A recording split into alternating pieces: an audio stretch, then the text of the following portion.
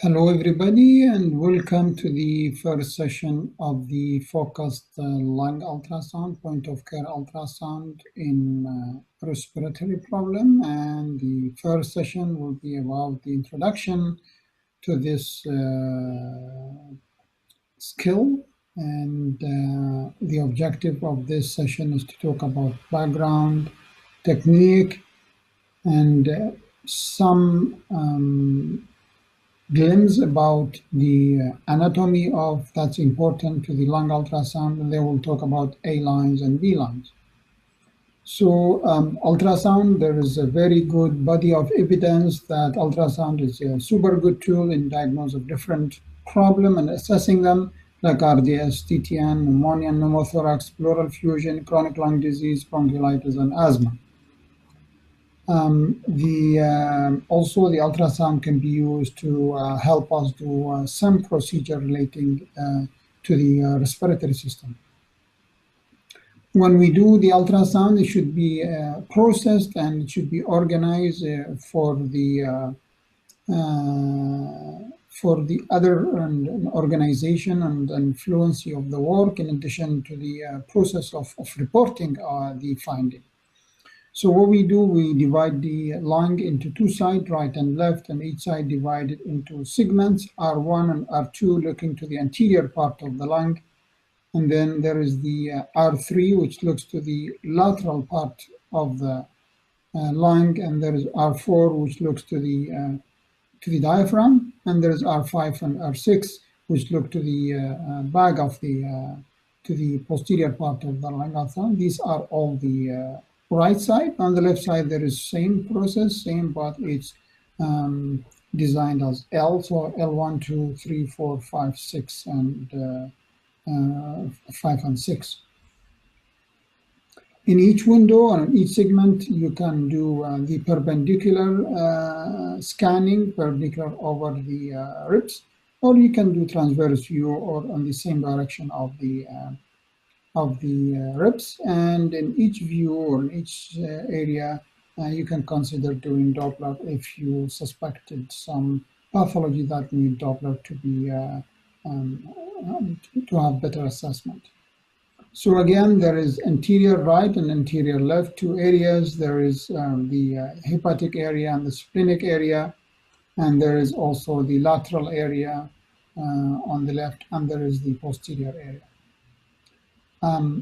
Some scanning tips: if the image is not clear, then there is either air in the subcutaneous tissue, or maybe there is pneumothorax causing limitation of the view, or there is no contact, so you need to maybe increase your gel, and then sometimes you just need to reposition to have better view.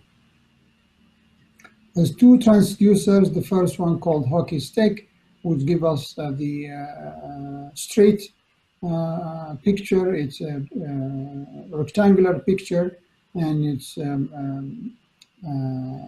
high frequency, so it sees only the superficial structures, and is very good for lung. And there is the curvilinear low frequency, which goes to the deeper structure and have like some kind of pyramid or triangular picture. The lung anatomy is very important to assess the lung, and it's there is very important landmark. So when you make an ultrasound view or 1 centimeter view, you will see possibly three lines, and these lines represent the septi, and the distance between the septies is about 7 millimeter. And most of time, if you look in 1 centimeter lung, you also see three septi. Also, you will see what we call it VBPI, which is the visceroparietal pleural interface. This is very important to remember, and this reflected the normal lung, where you can see normal thickening septi, not abnormal. There is normally uniform alveoli. You can see here's blood vessels, and it reflects the normal finding on ultrasound. When become abnormal, the septi become thickened, they become distorted, and you can see that some of the alveoli are filled with fluid and debris, and that will be changing the the finding on the ultrasound. When we look at the normal lung parenchyma, we look to two important findings, which is the A lines and B lines. Now, the A lines are horizontal. They are repetitive reverberation artifacts. So they are artifacts. They are originated from pleural line. The reason for their presence is that ultrasound, when it sees the ultrasound beams, when it sees the an air, it end. So start to reflect whatever was prior that air. And because at the pleura, the lung and the alveoli is present and they are filled with air, so the lung or the beam of the ultrasound will not be able to see that. And because it's not able to see, it starts to reflect the areas prior the pleura, and there will be repetition of the pleural line or the A line. So A is an artifact showing the repetition of pleural line because of the presence of the air that prevent the ultrasound beam from penetrating to the deeper tissue. And so to remember them, A is air. Present, it's present in normal lung, or it's a pathological finding like in pneumothorax.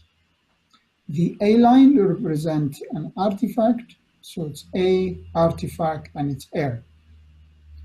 So this is an example of A lines. So you can see here the vertebrae, the pleura, and after the pleura there is no structure because there is air. So the lungs start to reflect the pleura again and again and again, and these are the A lines. When the A line is not present, that means the ultrasound beam can penetrate. And when ultrasound penetrates, that means there is no air. So the air of the alveoli are replaced by something else, allow the ultrasound beam to penetrate them. And when it penetrates, then there will be no mirror image, there will be no reverberation of the pleura, and there will be absence of A lines. So when the A lines are absent, either the alveoli are filled with blood or interstitial fluid or alveolar edema or infection or tumor or mass. What is B line? B line is a very well-defined hyperechoic artifact. They are vertical, they look like comet tail, and they are artifact. And when they're present, they overcome the A lines. The reason for the presence of B line is side-to-side reverberation artifact between the fluid, which is, or the solid structure, which is the septa, and the alveoli, which is air. So when ultrasound travel through the septa and want to extend to the side, there is air. And because the air is present, again, there will be a mirror image. There will be an artifact, a reverberation of the septa, and then you will see the B lines. So the B lines are vertical, they look like comet tail, and they represent the septa.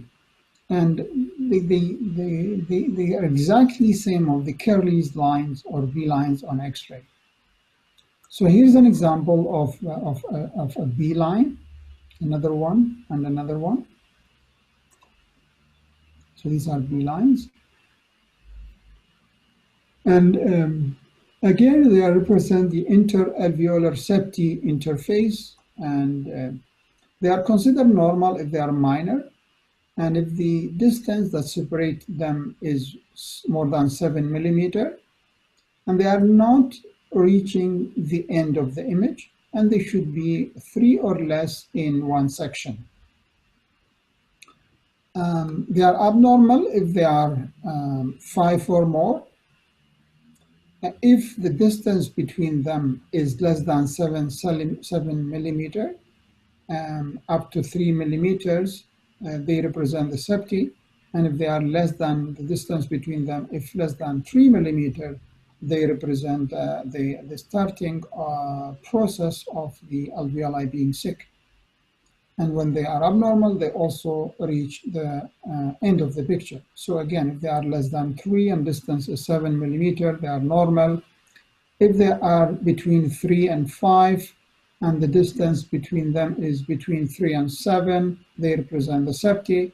And if they are more than 5 and the distance less than 3, they represent the septi and alveolar pathology. They simply means that there is something replaced the alveoli or the normal inhabitant of the alveoli, which is air, and filled with something else. So the reverberation between the septi and air-filled alveoli is absent. And this replacement can be fluid, can be blood, or can even be structure. So if they are 3 to 5, they represent the septi. If the distance between them is 3 to 7 millimeter, they represent the septi or thickening or abnormality of the septi. If the distance between them is less than 3, then they represent septi and something also filled the alveola.